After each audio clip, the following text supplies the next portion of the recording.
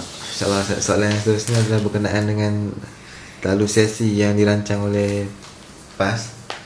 Cuma mungkin Ustaz boleh terang konsep talusesi ni, bagaimana talusesi ini dibuat oleh para ulama alam PAS, dan juga apa beza talusesi PAS dengan talusesi yang digunakan oleh Barisan Nasional. Minta Ustaz terang, insyaAllah. Bismillahirrahmanirrahim. Alhamdulillah rabbil alamin wa bihi nasta'in. Talusesi ini satu benda yang melibatkan siasat syariah. Satu ilmu yang telah begitu besar, yang telah pun dibincangkan oleh para ulama merentah zaman. Jadi kita lihat bahawa talusesi ini bukan benda baru, dan talusesi ini kalau kita nak kaji untuk zaman sekarang ini, sebuah buku yang terbaik untuk dikaji, iaitu buku Dr. Munir Qadban. Talusesi dalam Islam yang bincang secara detail. Talusesi semasa kemenangan, selepas kemenangan, sebelum kemenangan dalam Islam, keadaan yang tertekan dan sebagainya. Maka detail dikupas. Cuma dalam pertemuan ini kita ringkaskan kepada konsep talusesi yang mudah dipahami, iaitu tentang pakatan politik. Takhaluf iaitu pakatan siasi, pakatan politik. Dan kita lihat dalam pakatan politik ini semua pihak membuat pakatan. Maka UMNO pun ada pakatan politik dengan pihak KP. Maka PAS pun ada pakatan politik kita dengan golongan-golongan yang KP ini. Maka mereka juga mendakwa, mereka juga bertahaluf. Sekarang mereka juga menggunakan term yang sama juga. Mereka juga bertahaluf. Cuma kita kena ingat bahawa tahaluf siasi ini dia di bawah ilmu siasat syar'iyah. Maka mesti menepati siasah yang betul-betul syar'i, bukan siasah yang mulghah, lawan siasah syariah tadi, bukan siasah yang bertentangan dengan nas. Maka kita lihat dalam perkara melibatkan talusesi ini, PAS dipimpin oleh para ulama. PAS nak membuat satu-satu ketetapan, membuat talusesi ini bukan dibuat oleh satu dua kepala, tapi dibuat oleh sekumpulan ulama-ulama daripada Dewan Ulama dan juga daripada Majlis Syura Ulama. Maka setelah dibincang Dewan Ulama, maka dibawa ke Majlis Syura Ulama, dan Majlis Syura Ulama memutuskannya dengan perbincangan yang amat detail mendalam. Dan mereka yang berada dalam Majlis Syura Ulama ini, dan mereka benar-benar berkeahlian di dalam bidang perundangan Islam, dan tokoh-tokoh yang tidak diragui dengan ilmu mereka. Maka mereka telah berbincang, maka mengharuskan penyertaan PAS dengan parti-parti politik yang bukan Islam. Maka kita lihat bagaimana penyertaan kita dengan kumpulan-kumpulan yang lain ini adalah satu perkara yang diambil daripada tindakan yang dipaparkan oleh Rasulullah SAW.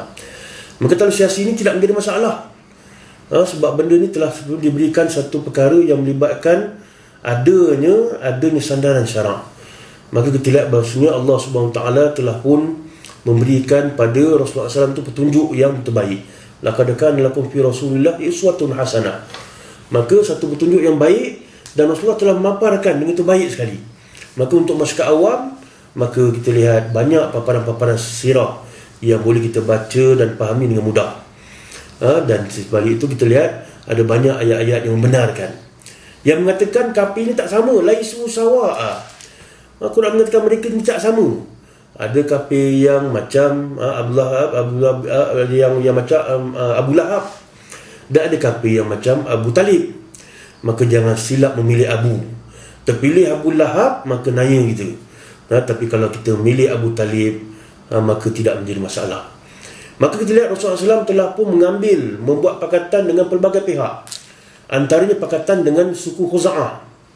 Maka kita lihat suku Khuza'ah ini ialah satu suku yang di mana pakatannya tadi membawa begitu banyak kehebatan. Khuza'ah ini ialah pakatan yang telah pun berpakat dengan Rasulullah SAW selepas perjanjian Hudaibiyah. Maka selepas perjanjian Hudaibiyah ini berlakunya pakatan dengan Khuza'ah. Maka bila berlaku pakatan Khuza'ah, maka Khuza'ah telah pun bersama-sama dengan umat Islam. Maka kita lihat keuntungan yang ada pada pakatan ini, dia terselah, walaupun pada satu segi nampak macam hasil pada pakatan ini seolah macam Islam ini jadi tunggangan. Dia tunggangan kepada masyarakat kafir ini. Tapi jangka masa panjang menunjukkan keuntungan pada agama Allah SWT. Sebagai contoh, apabila Khuza'ah diserang, maka dengan serangan yang dibuat oleh orang-orang kafir musyrikin kepada golongan Khuza'ah, menyebabkan telah terbatalnya perjanjian Hudaybiyah. Bila terbatal perjanjian Hudaybiyah, maka orang musyrikin Mekah diserang oleh Rasulullah SAW pada tahun 8 Hijrah. Sebab apa? Sebab mereka telah melanggar perjanjian dengan menyerang suku Huza'ah. Maka bila suku Huza'ah, bayangkan suku Huza'ah ni kafir yang telah buat pakatan Rasulullah, dan kafir ni diserang oleh kafir yang lain. Itu kafir musyrikin Mekah. Di musyrikin Mekah serang Huza'ah, Rasulullah yang datang bantu Huza'ah tadi. Maka bila Rasulullah datang bantu, kita lihat bagaimana kehebatan bantuan Rasulullah kepada kafir tadi. Maka Rasulullah SAW membantu orang yang telah berpakat dengan Rasulullah SAW tadi dengan mengerahkan tentera Islam selama 10,000 orang. Satu jumlah tentera yang tak pernah dibuat dalam sejarah sebelum itu. Peperangan Badar sendiri memang orang tak ramai, 313. Peperangan Uhud 1,000 orang lebih. Peperangan Ahzab 3,000 orang lebih. Tapi tiga peperangan ini ialah untuk mempertahankan Islam. Tapi Rasulullah nak pertahankan kafir yang menjadi sekutu Rasulullah, pakatan Rasulullah tadi, Huza'ah. Rasulullah hantar 10,000 tentera. Maka ini satu jumlah yang begitu besar. Maka kalau zaman sekarang, confirm dah orang kata Rasulullah akan jadi kuda tunggangan kepada kafir ni. Kafir berperang dengan kafir, Rasulullah pula yang jadi tentera untuk menyelamatkan kafir tadi. Maka Rasulullah hantar tentera 10,000 orang untuk menyerang kota Mekah. Maka di situ antara cerita-cerita berlakunya sebab-sebab berlakunya peperangan Fathul Mekah. Sebab apa? Sebab nak menyelamatkan pakatan Rasulullah SAW yang telah diserang tadi. Maka Rasulullah SAW sediakan nyawa 10,000 orang sahabat. Maka di sini nampak macam Rasulullah SAW yang menjadi kuda tunggangan, tapi sebenarnya itulah dia politik Rasulullah SAW. Maka tindakan Rasulullah SAW menghantar 10,000 orang sahabat ini memberikan satu impak yang begitu besar dalam politik di seluruh tanah Arab. Sebab apa? Sebab di situ orang-orang lain, kumpulan-kumpulan lain melihat Muhammad ialah satu kumpulan manusia yang benar-benar setia berjanji. Bila Muhammad telah berjanji bersama Huza'ah, maka Muhammad kotakan janji untuk bersama-sama dengan Huza'ah. Maka maksudnya boleh bersama-sama dengan Muslim tadi, boleh berpakat dengan mereka, boleh melakukan takhaluf dengan mereka, bahkan boleh berperang bersama dengan mereka dan boleh berperang bagi pihak mereka. Dan kita lihat bila Rasulullah SAW memerangi orang-orang Mekah disebabkan Huza'ah tadi, maka itu impak yang besar. Sebab apa? Orang Mekah ni ialah keturunan Rasulullah. Orang Mekah hanya ialah pak saudara Rasulullah. Orang Mekah hanya ialah suku sakat Rasulullah. Kita kena ingat orang Arab dia tidak akan menyerang suku sakat dia. Orang Arab tidak akan menyerang kabilah dia sendiri. Tapi Islam menolak segala-galanya. Kalau dia salah, tak kira dia kabilah sendiri ke, tetap diserang. Ini menunjukkan kesetiaan Rasulullah kepada pakatan Rasulullah. Sanggup menyerang kabilah Rasulullah sendiri. Ini satu benda yang begitu hebat, menyebabkan mereka melihat Muhammad setia berjanji. Dan kemudian Muhammad alaihi salatu wasalam telah pun mampu menyediakan tenaga yang betul hebat. Semua orang Arab tahu tenaga-tenaga yang menyertai tentera Muhammad, tenaga yang benar-benar ikhlas, bukan disebabkan duit.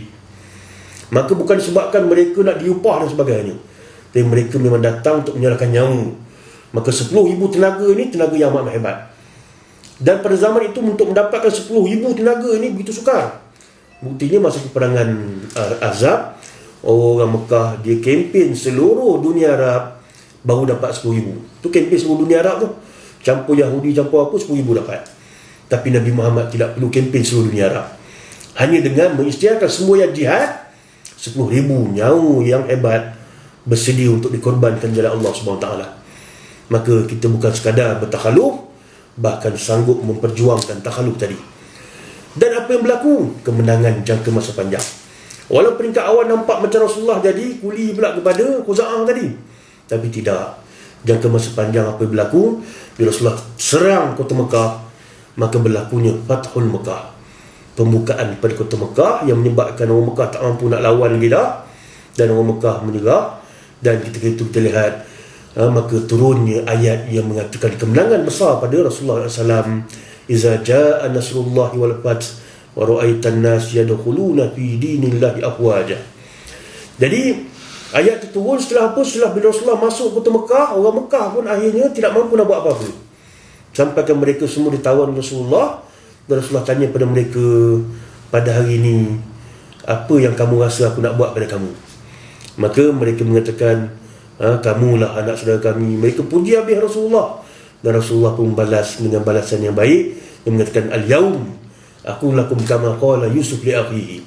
Pada hari ini aku katakan kepada kamu macam Yusuf AS mengatakan saudaranya, maka antum tulaqa, kamu semua dibebaskan pada hari ini. Maka semua dibebaskan. Dan bila semua dibebaskan, dan Rasulullah SAW mengatakan, siapa yang masuk dalam Baitullah di Yaman, siapa yang masuk ke rumah sendiri di Yaman, siapa yang masuk ke rumah Abu Sufyan di Yaman. Maka mereka melihat banyak benda melibat Abu Sufyan ini yang menyebabkan mereka tertarik dengan Rasulullah. Rasulullah berikan satu psikologi kepada orang Mekah dengan memberi kemuliaan pada Abu Sufyan. Maka mereka pun terfikir, kalau Abu Sufyan yang jahat itu pun bila masuk Islam diberikan pelbagai kehebatan Rasulullah, dan Rasulullah terima keislamannya. Ini kan perlu kita yang tak sejahat Abu Sufyan. Maka berduyun datang meluk agama Allah SWT. Maka kita lihat ketika itu berlakunya kemenangan yang besar. Dan bukan sekadar orang Mekah berduyun masuk Islam, orang-orang keluar Mekah selama mereka melihat Rasulullah menjaga sekutu Rasulullah, Khuza'ah ni betul hebat. Maka mereka merasakan tak guna bersama dengan golongan-golongan yang lain, tapi bersama dengan Muhammad, satu kerjasama yang amat hebat. Sebab Muhammad satu golongan yang benar-benar menepati janji, benar-benar menjaga sekutunya.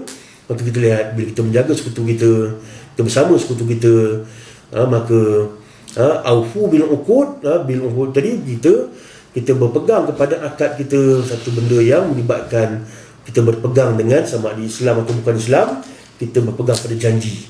Maka kita telah pun bersama dengan apa yang telah pun dipaparkan Rasulullah bersama dengan Khuza'ah, maka memberikan satu kemenangan jangka masa panjang.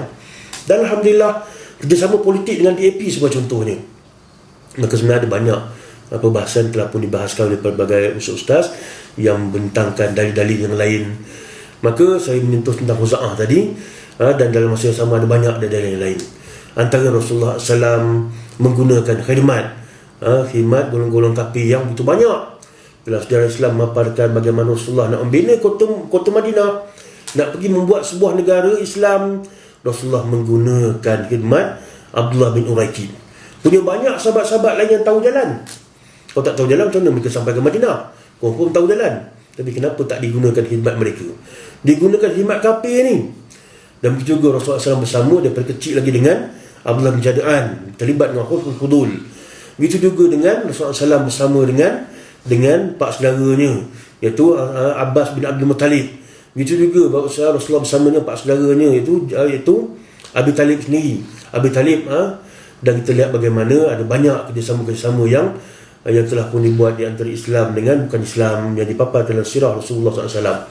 Maka saya rasa tentang melibatkan hubungan kerjasama ini satu benda yang memang telah pun dibincangkan secara meluas. Bahkan Rasulullah SAW mengambil manfaat sistem KP ini untuk Rasulullah jadikan sebagai satu batu loncatan untuk membawa Islam ini dengan lebih mudah lagi perjuangannya. Antara Rasulullah mengambil sistem Al-Haqul Jar, sistem Al-Haqul Jar atau sistem Al-Himayah. Ini juga namakan sekarang ini kita terjemahkan sebagai sistem suaka politik.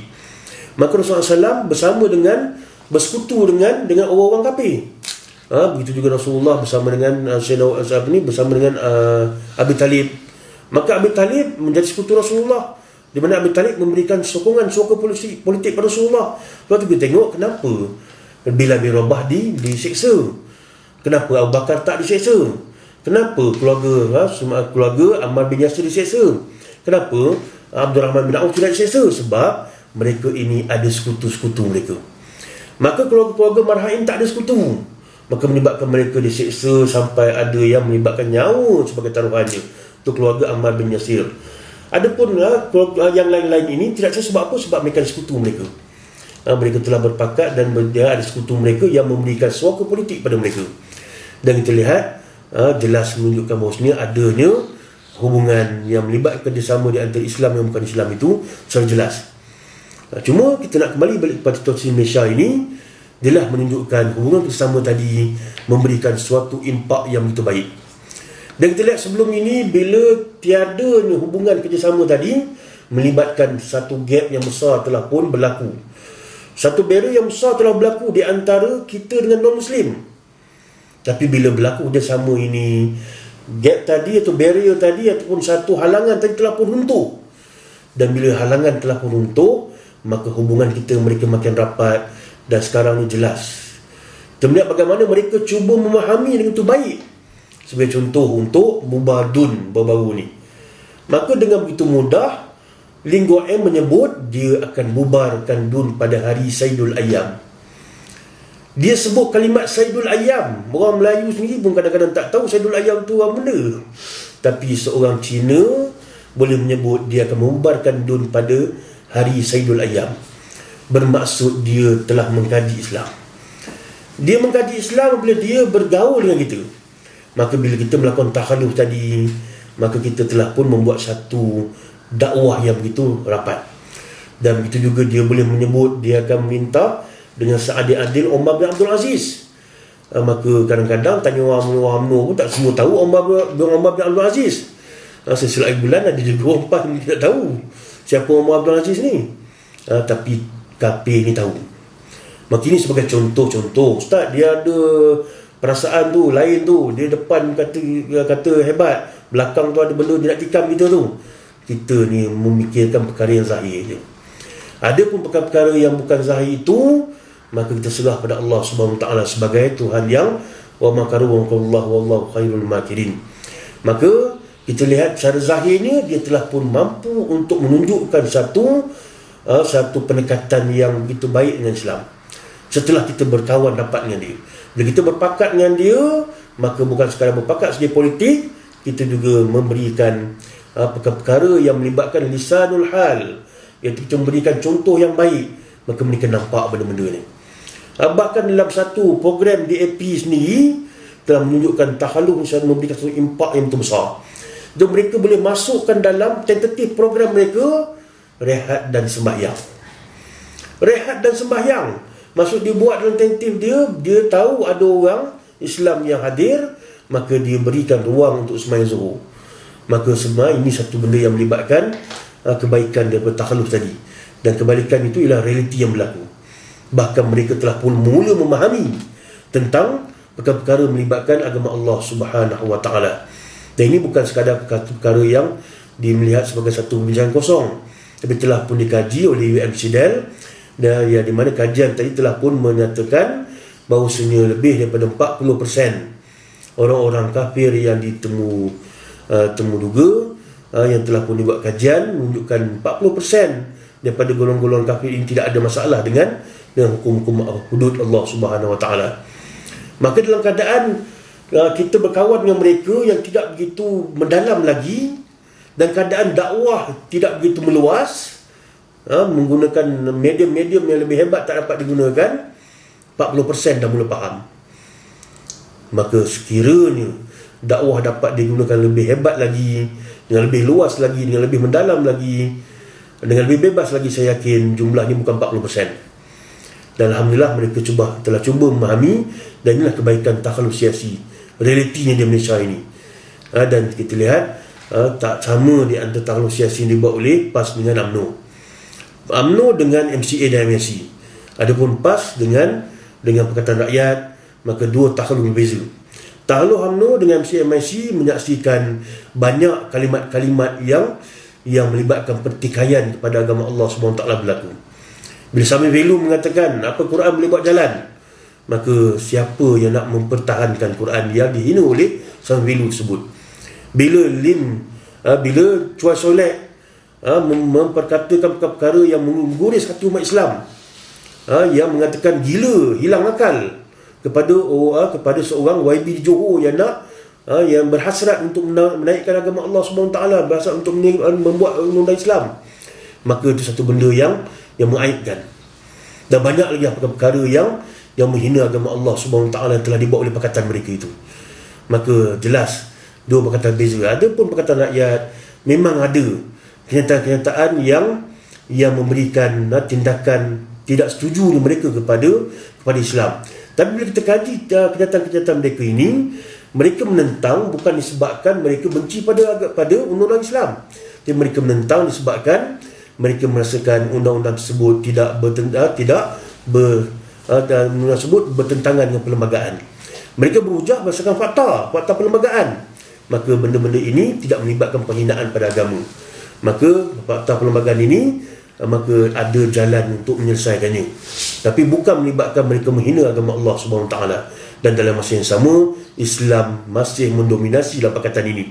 Bahkan ini telah ditegaskan dengan secara tegas oleh Tuan Guru Haji Abdul Hadi Awam, mengatakan bahawasanya sekiranya Islam tidak mendominasi dalam Pakatan Pembangkang ini, sekarang ini pembangkang, dalam Pakatan rakyat ini, maka kita lihat Tuan Guru tidak teragak-agak untuk menaik diri.